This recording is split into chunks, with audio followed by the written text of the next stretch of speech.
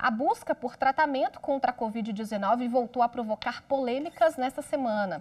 A Organização Mundial de Saúde suspendeu de vez os testes com a hidroxicloroquina, como tentativa de reduzir a mortalidade pela doença. Ao mesmo tempo, aqui no Brasil, o governo ampliou a recomendação do medicamento para grávidas e crianças.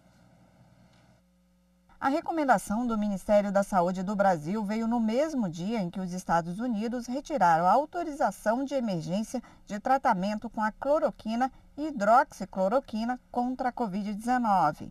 A orientação do governo brasileiro é para a prescrição desses medicamentos associados ao antibiótico azitromicina, mesmo para casos leves.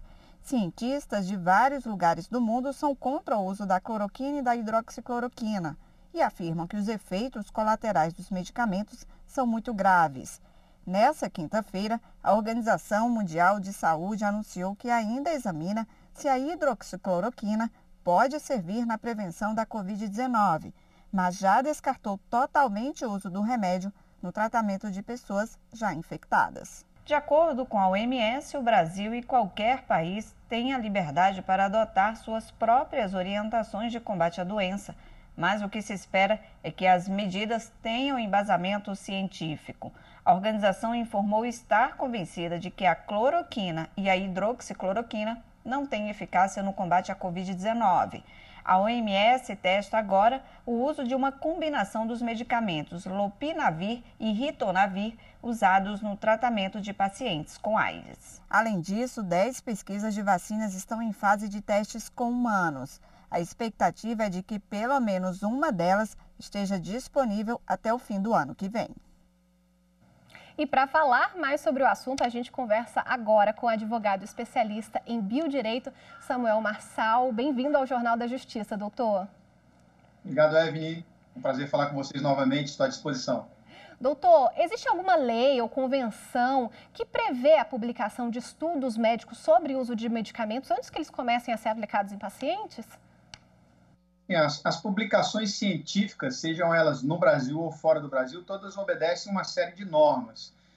Não existe uma lei específica, mas tratados e normas específicas, protocolos específicos. Para que uma pesquisa seja publicada, ela precisa já ter sido validada e ter sido comprovada a sua eficácia. Depois é que vem a publicação.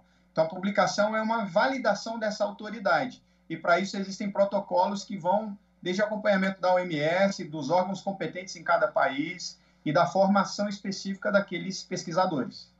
No Brasil, como isso funciona? Tem que ser entidades ligadas ao governo, universidades públicas, ou não tem essa necessidade?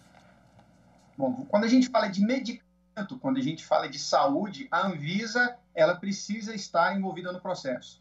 Então, primeiro é preciso fazer um pedido de autorização para a Anvisa, para que uma pesquisa seja iniciada.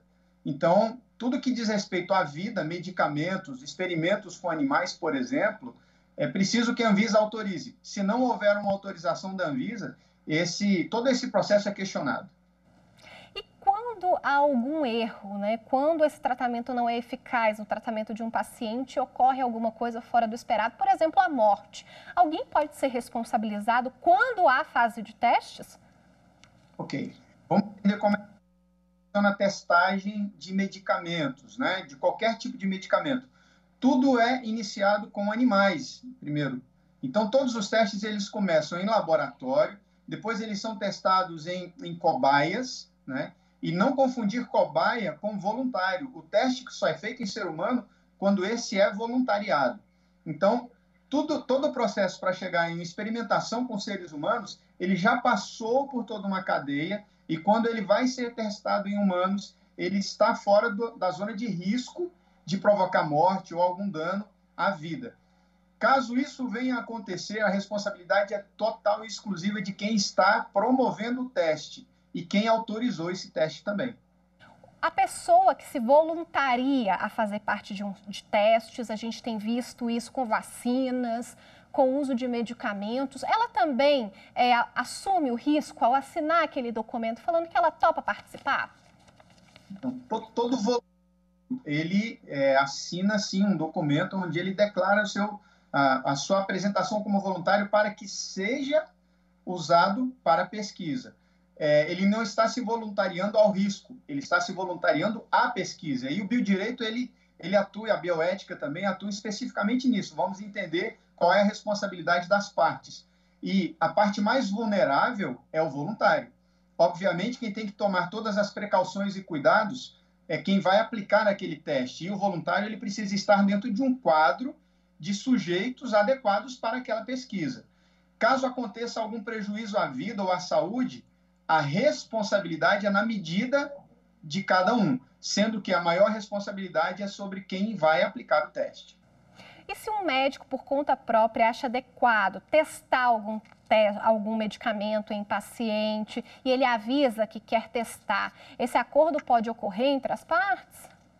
Ok, médicos eles não são autorizados a testar, inclusive quando o médico faz um juramento, no juramento médico não está incluído testes, inclusive está incluído a responsabilidade de cuidar da vida. Médicos não testam, médicos são especialistas. Quando um médico usa um paciente para testar alguma coisa, ele é considerado como charlatão ou exercício ilegal daquela atividade profissional. O médico não pode testar, quem faz testagem é cientista.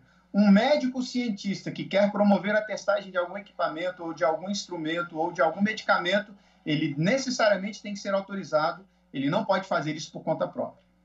Doutor Samuel Marçal, muito obrigada pelas informações. Foi um prazer tê-lo aqui. Prazer estar com vocês de novo, à disposição sempre. Uma boa semana, um bom final de semana. Tchau.